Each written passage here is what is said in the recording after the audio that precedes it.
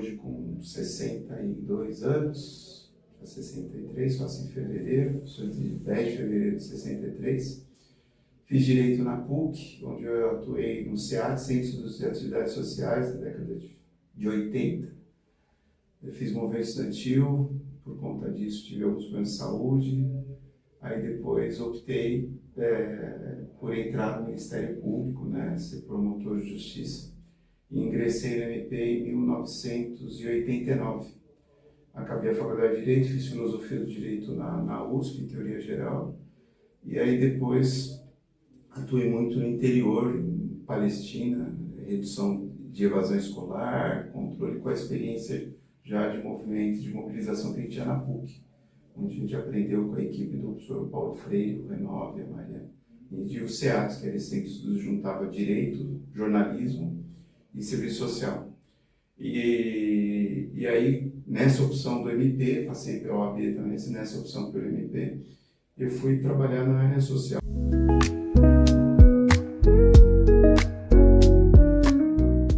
E aí disso a gente foi começando também a trabalhar com a questão do infrator que já pegava mais, a questão da droga e já georreferenciar os locais de apreensão em Santa Bárbara. A gente mapeou e viu que tinha um conflito grande com uma área que tinha sido desapropriada por conta da conurbação urbana. A ligação entre Americana e Santa Bárbara, onde era um clube de campo, foi desapropriado, não fizeram nada, e virou um grande refúgio. Os traficantes faziam mil, quebravam iluminação, tudo.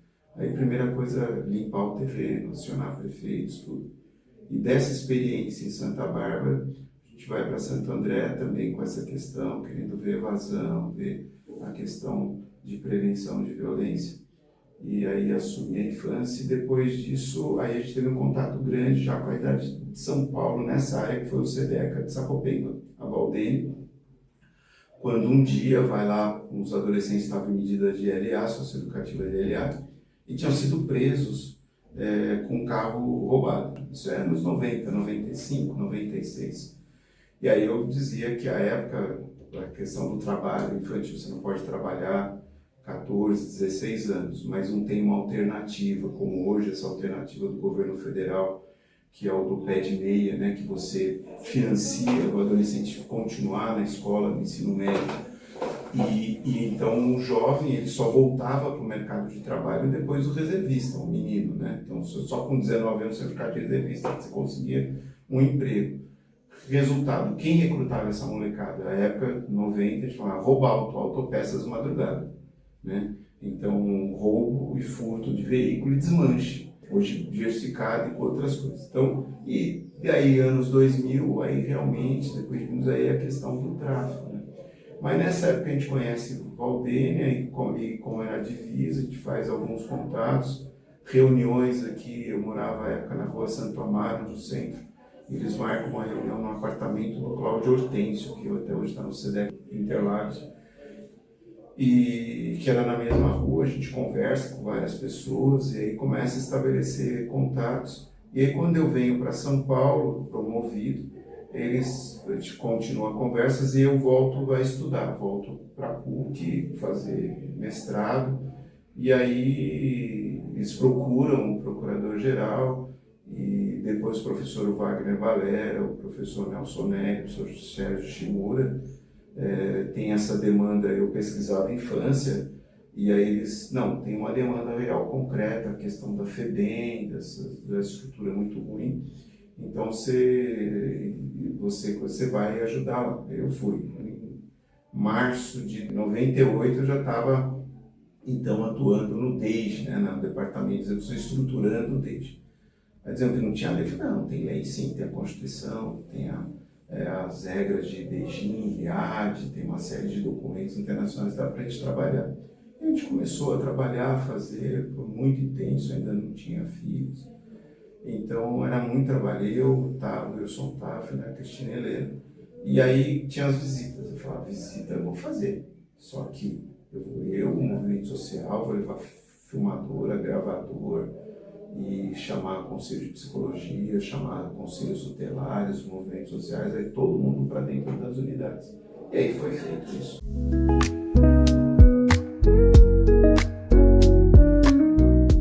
E eu acompanhava como já tinha um trabalho grande também, 2 anos com o Santo André, que eram representantes no Conselho Estadual de Direitos da Criança. E aí liguei para essas pessoas e falei, doutor, tem uma resolução que está parada no CONDECA sobre limitação de número de adolescentes nas unidades e também as chamadas semi-liberdades. Eles me passaram o esboço da resolução, aquilo não andava há 1 ano sendo debatido. Aí eu conversei com o colega Wilson Tafner e falei, a gente vai numa reunião assim, a pauta é essa, a gente vai, tá bom. Aí nós fomos. Aí, resultado, no final da reunião a resolução foi aprovada. Aí deu um furdúncio, porque não era, o governo manipulava, ele já aprovou a resolução. E com base nessa resolução é que deu para a gente discutir toda a reestruturação da FEBEM, descentralização, que era já um aprendizado dos colegas do Rio Grande do Sul da descentralização da FEBEM, Unidade de Santa Maria. Então, é uma ação civil pública que tinha afetado a política pública. E aí, como é que a gente fez? Não, a gente não vai entrar com a ação para cumprir, a gente vai entrar com a ação para cumprir a resolução do Conselho, porque ele é que tem essa atribuição, artigo 87.2 lá do ECO, 87.2, 88.2, é missão dos Conselhos de Direitos deliberar e controlar as políticas públicas. Então, eles é que vão dizer, entre a lei e a realidade, qual a mediação possível. E aí foi aprovado isso, a gente partiu para aí. Aí se fez uma estratégia, pulverizou as ações do Estado de descentralização. Mas isso foi uma época, final dos anos 90,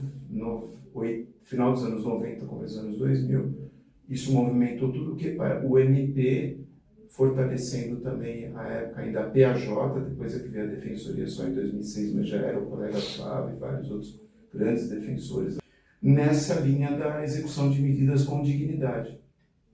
E é como se tivesse quebrado um elo da corrente, como se a engrenagem que funcionava tudo com uma máquina perversa, que hoje muitos classificam isso de uma necropolítica, que era mesmo uma coisa programada para ser daquele jeito.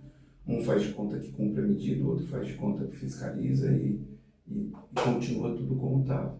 Tanto que o desenho das unidades que a gente pega no final dos anos 90 é o mesmo que tinha sido filmado o Pichote, que era o mesmo dos anos 60, desde a inauguração do chamado quadrilátero FEBEM.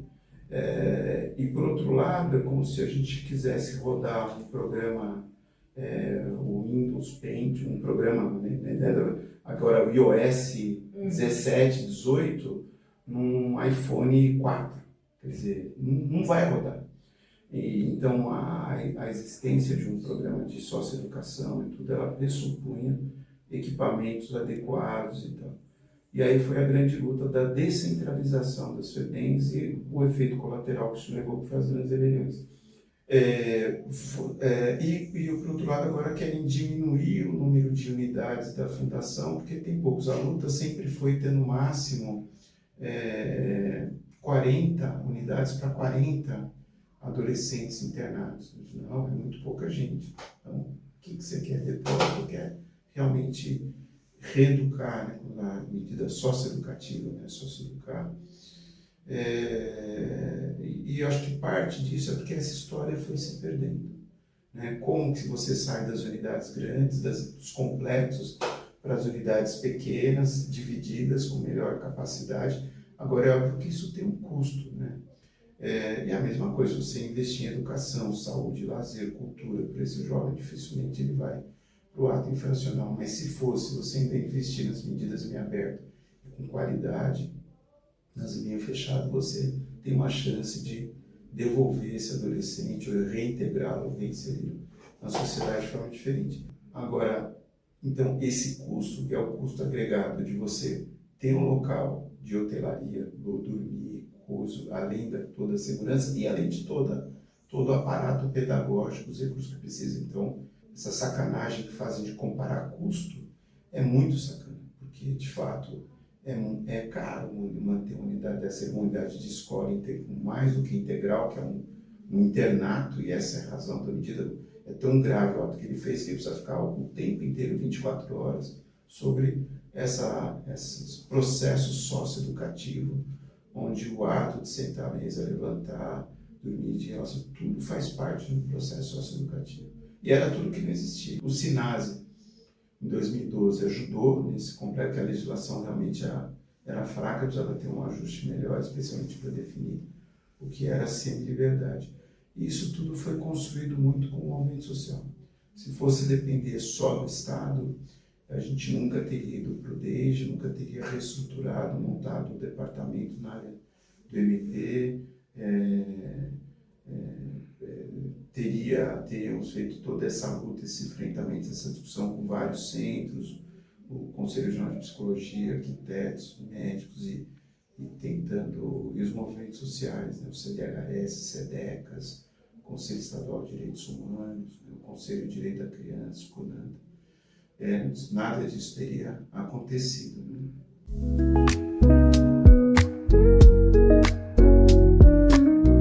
Hoje, assim, primeiro, o que marcou, acho que esses episódios que eu falei marcou essa conexão com o movimento social e ir ao Condeca e estar demorou umas 3 horas de debate intenso, foi aprovada essa resolução que abriu uma outra perspectiva no estado de São Paulo, que os colegas do Rio Grande do Sul, os promotores lá já tinham feito, e foi até publicado em revista, o acordo.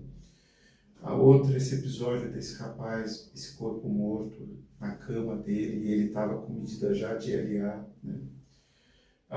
Os enfrentamentos nas reuniões de promotoria que eram intensos, né? Sobre a fiscalização, essa necessidade de atuação.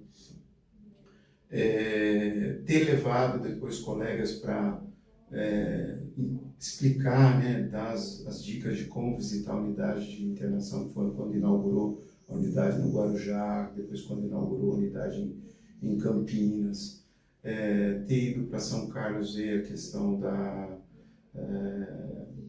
das medidas e da abertura também da sociedade lá. Isso foi importante. Depois de poder ter ido para o Espírito Santo, também levar a visitar a Colômbia, né?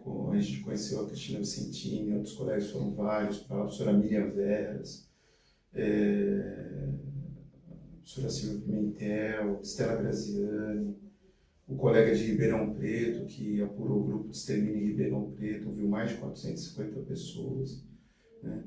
E essa estratégia, como eu dizia, a gente vem dessa questão do crime. Um colega que começou com isso comigo, hoje é uma grande referência em crime organizado, o Lincoln Guaquia, que ganhou um prêmio, o prêmio que o MP ganha do prêmio Inovare, que é sobre medida em meio aberto, a LA, que foi a experiência dele em Presidente Venceslau, que a gente assessorou a fazer, e por conta disso e mais as brigas que nós tínhamos aqui, a gente foi fazer o doutorado na PUC sobre liberdade assistida. Isso é muito gratificante, quando hoje a gente vê que colegas que a gente ajudou nessa luta hoje estão, na verdade, formando, reproduzindo também isso daí.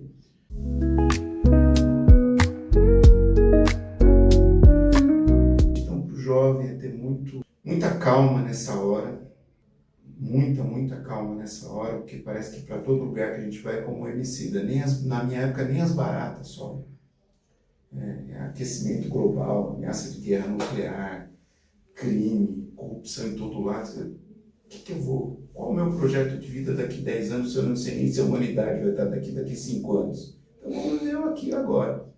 Mas é uma visão equivocada e errada do Carpentier, de você aproveitar cada dia intensamente, poder pôr você ali, o seu libido em tudo que você faz, mas ter essa perspectiva de que vale a pena você continuar lutando por uma sociedade melhor, acreditando em você, acreditando, lendo, procurando assimilar as tecnologias e lutando para que a gente tenha uma sociedade maior e melhor, né, para todo mundo, que é possível.